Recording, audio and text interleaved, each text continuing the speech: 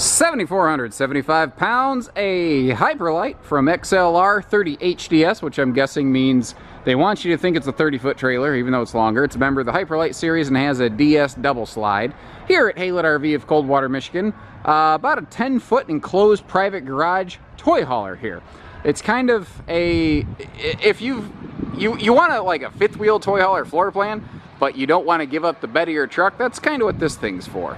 Now, anytime we're talking haulers, naturally the question becomes, what can I put in it? Because that's probably, I'm guessing, the whole reason you're looking at one of these and not a traditional bunk or non-bunk model.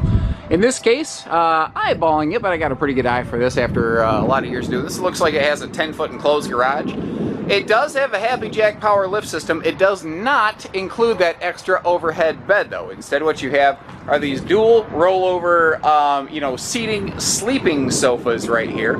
They can fold down to create like a rear mega bunk, which is kind of cool because you really can use this thing like either a private 2-bedroom or an alternative to a bunkhouse. Now, you don't necessarily have to just have motorcycles and four-wheelers. This would be great for things like kayaks, bicycles, or let's say you're a person who goes to like dog shows. You need a place to put all your crates and kennels. You can do all that here.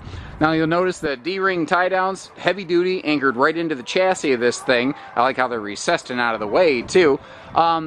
You will also find this free-floating picnic table right here. So if you want to use it outside, you want to use it between those benches, you can kind of use it however you want. It's lightweight, it's easy to move.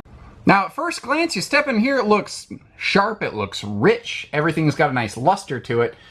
But I am not the type of guy that hides defects from people. I have absolutely no idea why someone thought this was a good idea. Who in their right mind thought it was a good idea? But here's what I think happened doing my camp scene investigating, which is CSI for campers. There was a defect in this floor. This has been filled in right here. It was done well. It was filled in nicely. And then I think some guy, we're going to call him a bonehead, they thought it'd be neat to give it a distressed look with some kind of off-color burnish spray paint looky stuff, because you can see the splatter of extra overspray basically. And it's bad enough that they did it here. The best I can guess, ladies and gentlemen, is that they then went, oh crap, I gotta try to make it look like this was intentional from the factory, because I don't believe the factory did this. Because then all of a sudden, spot, and then we go into the bathroom and we get spot, and then we go over by one of the sides of the bed, we got a spot. We come over here, we got a whole bunch of them. I cannot even fathom why somebody thought it was a good idea. It's incredibly frustrating because other than these stupid cosmetic defects, this RV is in excellent condition. This thing has been very well kept.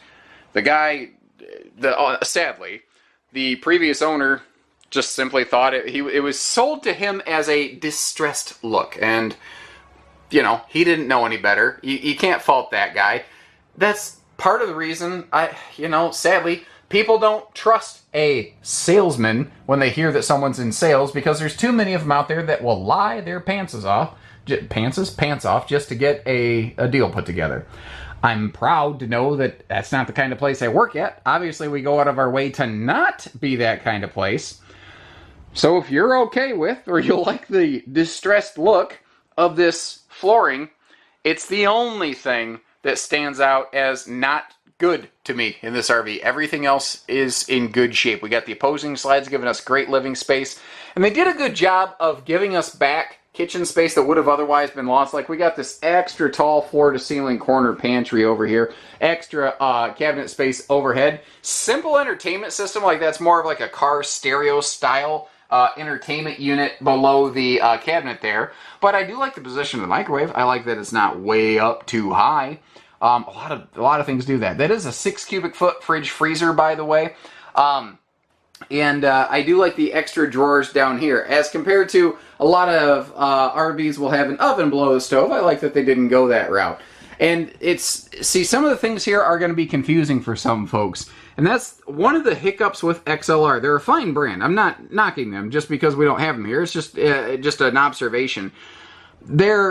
They have like 7 different target price points. It's like there's almost no 2 XLRs that are built to the same trim level if you refer to it in car senses. So it's very difficult to see which one you're looking at here. Whereas this is their smaller, lighter, more basic offering, but it's a big box with a shiny skin, so it gets kind of confusing. Now, it's not a tub, but it is a step up shower, but it's not that bad. If it was a step up tub even further, then it would really kind of suck. Even my long legs would not like to get in out of that. But you got a porcelain foot flush stool here, and considering it's a toy hauler, you have a really tall roof. So even though it is a step up floor right there, no big deal. Obviously, we have a pass-through door to get from the bathroom to the rear garage area, or if you are using that rear garage area for either entertainment or an alternative bunkhouse, it's quick access to the bathroom, which is always a good thing. You've also got a nice amount of linen space in here because, again, the ceiling's extra tall, considering it is a toy hauler. Basic sink, basic vanity, pretty effective there. Does what it needs to do, doesn't do anything else. Swinging back forward, we are greeted by slide side breeze windows that dinette can fold down into a sleeper, storage below. We have dual sliding privacy doors for the entertainment center. We got our favorite blue disco lights going on above the entertainment, just for that extra little accent right there. I actually don't mind the look of the blue things. It's one of those things that's become something of a parody of itself in the RV industry, but I don't think it looks bad. Should you choose to, slap a big old TV against the wall here, 32-inch easy, maybe up to a 40, depending on, how it's shaped or the aspect ratio of said television. Doesn't have a separate command center, but all the switches and stuff are right there on the entertainment center by the door, and the TV can kind of help hide those should you choose to add one.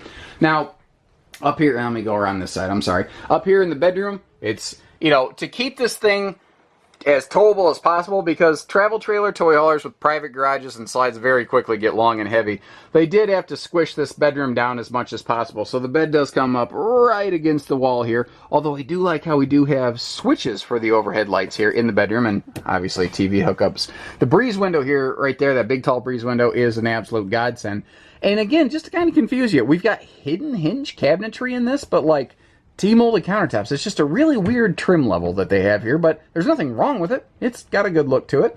I guess you could call it a bedside stand. It's just kind of the on top of the pass-through storage, but it gets the job done. And you see that you do have outlets on both sides of the bed for CPAP users or heated blankets or phone chargers or all the other things. But it has been well kept. The outside, just like the inside, as far as once the owner got a hold of it, the owner really did a good job taking care of this thing. They didn't spray paint the floor. I still can't believe that. It is a wide body rig, so you do get that extra living and loading space, which is really handy. I would say for side-by-sides, but with a 10-foot garage, that is a pretty stubby side-by-side. That being said, I'm not an expert on those things, so it's possible something there could work. 30-pound propane tanks, power awning, power jacks. This does have an enclosed belly under the living area. RVIA code does prohibit the enclosure of garage areas where a fuel cell could be present.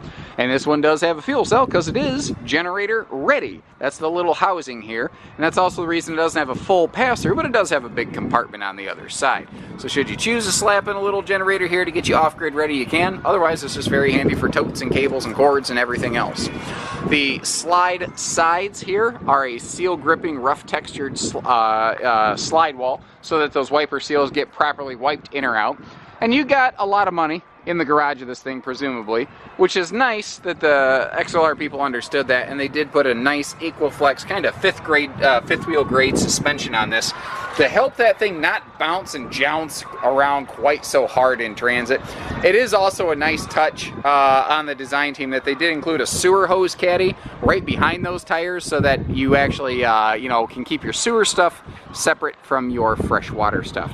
I didn't point this out when we were in the garage, and if you take a look, you might note that this does have a full one-piece retractable screen wall that can enclose there. You will also note this does not have a very popular feature in today's market, those patio party deck things. Trick is, if the RV wasn't built with it, you really can't add one, not truly aftermarket. Not like you'd find on, say, the Wolfpacks or the Grey Wolves or the Octanes here at Haylett RV. You could theoretically put a couple pedestals down there, but the trick is there's nothing that ramp door is different when it's ordered without the ramp patio package, so there's nothing to like bite screws into if you wanted to add like the swing around gate package. It could be made functional, but frankly guys, this one's probably gonna pretty much just be a ramp because the money it takes to do anything else is pretty cost prohibitive. We already talked about that floating picnic table, and note here, we've got like, what is this? I'm eyeballing it, but about a 21-foot awning. This thing is a big awning, and I think it's a good idea they did that because obviously you've got a kitchen slide in the middle of that. Now there's going to be plenty of space on this side of that kitchen slide for picnic tables or chairs or whatnot. And you might note you do have outside TV hookups on the face of that slide, which is kind of a neat spot for them. But you've got plenty of room back here for either that portable picnic table or what have you, you know, whatever works. Good news, she's clean. But I mean, and used toy haulers like this, God, these things are as rare as hen's teeth. You just don't find them every day, so I don't think it's gonna last very long. And again, the flooring's wonky, but there's nothing wrong with it. It's just a weird cosmetic thing. Throw like a little carpet square down on top of it, forget it's there, you'll never worry about it again. So take care, stay safe, have fun, happy camping everyone, and remember, we do hitching, pieces, parts, trades, finance, truck and trailer package deals, RV delivery, and everything in between.